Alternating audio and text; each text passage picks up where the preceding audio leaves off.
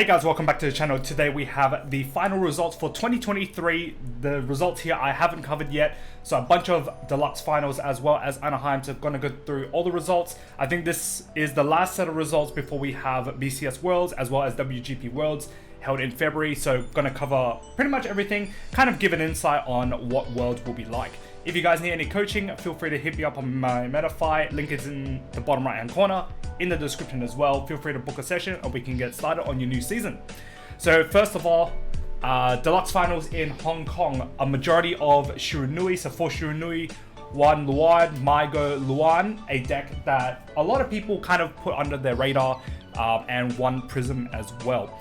Then looking at the top 4, first was taken by Luar, second was Mygo, a deck that everyone expected, but third place was the Luan deck, and then fourth is Prism. Luan actually is one of these really tanky decks. So one of the guys at my locals played it in our, I guess, end of year tournament, and it was pretty tanky. Kind of trying to get through the hand of Luan is actually pretty annoying. But then again, like, I don't think any of us use Shiranui, so Luan, yeah, you know, one of these decks that slowly will pop up, and as you can see, already getting results on its initial release. Then jumping to BCS Anaheim. So Anaheim had double blocks for standard, so I think they reached over the 385 cap. So very good to see. Double invites is always good. So block A had 2 Orphis and 1 of everything else. So Greedon, Bastion, Eva, Tamayua, Zorga, and Minerva. All of these decks are decks that we expect to see. Then the first place was taken by Greedon. Greedon is like this one deck that everyone just kind of put under the rug, kind of, and then, you know, just stealing results. Obviously, with the restriction on Gandiva and Willista, really made Greedon one of the better decks in the format. Then second place was Bastion Accord, third is Eva, and fourth is Orphis. And just to note, BT13 was not available or legal for this tournament. Then Block B, similar kind of deal, so 2 Orphis and 1 of everything else. So Leonon, Bastion, Eva, Shoujo Doji popping up here as well, Zorga and Minerva. Then the top 4, first place was taken by Minerva on this block, second again Bastion Accord, third is Zorga, and fourth is Orphis. So yeah, you know, a bunch of decks, a bunch of viable decks in the format at the moment. Minerva just seems to be this deck that keeps popping up every now and again. And, you know, it might just pop up for Worlds in February as well. Then looking at V, this is probably the most dominating, or at least the most fixated or determined format so far. With 3 people taking goals, 3 taking Ange, and 2 taking Night Rose. And the results speak for themselves. So first and fourth place were both Gurgit, and second and third were Ange. Gurgit with the new VPR is really, really strong, boosts its consistency. Now that you don't really need to run a lot of max slash, your defensive options just increased, right? So more grade 2s, more ways to find your grade 2s, more ways to find, you know, your combo pieces in the early game, and it really, really helps the deck as well. On boost, Counterblast 1, top 4, core 1, a very much needed addition to Gurgit, just to take Gurgit to the next level. And then, you know, you're going through your Sagramors, your Wonder Ezzles, or whatever it is, and you just keep calling from your hand, chain call, you know, you get a bunch of excels, and that's pretty much it. So yeah, Gurgit, one of the threats for Worlds for V. So if you guys are playing for BCS Worlds, definitely look out for this deck. Then Anaheim Premium. So this is, I guess, kind of, I wouldn't say solved, but I think the meta is as we expect it to be. So 2 Grand Blue, 2 Mega Colony. Grand Blue is like a fan favorite. Mega Colony is just something that, you know, a lot of people just pick up, and it just kind of pilots itself. Can take wins here and there. 1 Neonectar, sweep command with Vanquisher, 1 Spike Brothers, and 1 Nightmare Doll. And the Nightmare Doll took it all, coming first place. Nightmare Doll has been this deck that I kind of put off the radar just because of how much better other decks have gotten. But I think Nightmare Dolls, you know, people completely forget about this deck. It can just steal wins, and look at it, you know, stole a Worlds invite, sponsored invite straight to Worlds. So congratulations to them. Second place was Neonectar. Katrina is a deck that has been popping up a lot as of recent, and is a very strong deck. Just draws a lot with Anelma. Gets free PGs and can play a long game with Inverno as well. Really, really strong deck. And in third and fourth place, 2 Night Roses. Both of the Night Roses coming 3rd and 4th. Very cool to see. Then we have also the Deluxe Finals in Taipei. So 3 Luards here with 1 Shiranui, Leonon, Youthberg, a Majesty Lord, and another Luan again, taking the top 8 spots. Then the top 4 was taken all by Shiranui. 2nd and 3rd were Luards, and then 4th was a Leonon Vivace. So Leonon Vivace is a deck that will scale perfectly into the Stride deck sets. Stride deck sets obviously have a little bit more oomph to them, and I think a lot of people have kind of seen the light now. Shiranui is one of the strongest decks in the format. Then jumping to the finals in Thailand, so 2 training tools here. So Token Rambu kind of getting a bit more spotlight here. 2 Shiranui, 2 Maigo, 1 Bastion, and 1 Luard. And training tools take it all 1st place. 2nd with Bastion Accord, 3rd with Shiranui, and 4th is Maigo. So if you are a Bastion player and you have your Sapient Owls, don't let the deck go. The deck is still very, very strong. And as you can see, it's taking on the likes of Maigo, the likes of Shiranui, and the Stride deck sets like Luard, and only losing out to training tools. Training tools will also be available in the new year, well, this year, later on in the year. I think it's like May. Token Rambu gets released in English as well. Then we're gonna jump to Guangzhou. So this is Deluxe Finals. So this one seems like a teams, if I'm not mistaken, or maybe it's like top X cut, or maybe this is the full deck breakdown. So majority are Luards and Shiranui with a bunch of Maigo, Youthbergs, Leonon, Bastions, and a whole bunch of other stuff. So predominantly Luards and Shiranui, and then Shiranui taking it all. 2nd was Vivace, and 3rd and 4th were Luard. So if you are any Stride deck set enthusiast, make sure to pick them up late February. These Stride deck sets are pretty much game warping or format warping. Very, very strong straight out of the box, and with a few other additions as well. Now, a featured mention. So we had the WCC VGCS premium format in Jakarta, Indonesia. So big shout out to Wirab for hosting this, and obviously big shout out to Fuzzy for, powering the tournament results videos on this channel, and providing the results. And there actually is a lot of viable decks in premium. So just for people who don't know, Indonesia premium is actually very big, and the players there are very, very strong, very finesse players in premium, and especially in their clans that they profession in.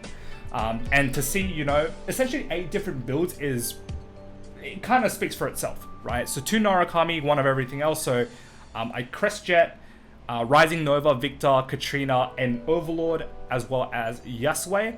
And then 1st place was taken by Spike Brothers. So Spike Brothers is a deck that has kind of been under the radar this whole season. Haven't seen any wins or many tops with the deck. 2nd was Crestjet, 3rd was Victor, and then 4th is Pure Vanquisher. So just going to go through some of the decks. So the first one I'm going to go through is the Rising Nova deck. So this is kind of equivalent to Rising Greedon, except this player runs 1 of the G Rising Nova. So this can obviously, stride into your Godly Bruce, I think it is. And, double force is always good. And then riding into Rising Nova after, then you essentially have full force, right? So very, very strong. A few weird inclusions like Mayhem Tiger, a Guard Restrict, this grade 2 that essentially turns off auto abilities, Jumbo to essentially have your resources to countercharge Soul Charge, and just a bunch of other stuff. You also run the Regalis piece. Regalis piece is actually really strong in Spike Brothers. Essentially turns off Denial Griffin plays from your opponent, and your opponent literally can't do anything about it. So yeah, very, very strong deck. I think this is one of the decks that a lot of people haven't really seen much, and only really played by a handful of players around the world. So yeah, very, very cool to see. Then the Victor deck. So this Victor deck is very similar to Stephen Lee's deck that he went 11-0 in White Plains, I think. White Plains or wherever it was. So focusing on Zubat for the Eradicator matchup, I think. And then you have the G Victor to obviously get the double XL going up. You have early game stuff with Arnis to just rest and draw. But yeah, very strong deck still. You play the Catchy Wall to essentially boost up your busted turn, and you just draw an insane amount of cards. So yeah, that's that. But otherwise, your win con's kind of still the same. You just draw a bunch of busted and then go into like, your favorite champ or your Merciless, and then just clean up your opponent after that. So yeah, very cool deck. I think Victor is very unexplored. And coming second in a pretty competitive VGCS speaks a lot for itself. Then looking at the Overlord deck, this Overlord deck came top 8, I think. Yeah, it was a top 8? Yeah, top 8. Very cool to see, I guess, the way that they've built this. So you play a 2-2 split of DOTX with a Blazing Flare Dragon as well. Just on-demand retires, I guess. Soul Blast 5, remove all your opponent's markers and protects. Very strong, especially against protect decks where they just farm. And then you pretty much lower down the tempo of your opponent. And this is really good into Excel decks because you just get rid of all the Excel and they literally can't do anything. And then obviously your PGs are free if you're riding into DOTX, and then pretty much everything else is as it is. You have Hulk Roar Dragon, so pretty much when you retire something, you can counterblast to retire something else. And then you have like pretty much unlimited counter charge, so you play 3 Conroe with 2 Aphonic. So you have a lot of resources to kind of burn, and you play 2 of the counter charge resource hero as well. And this player plays 2 Best Harvest, being able to just nuke your opponent's board, drawing a bunch, and then just kind of like farming up.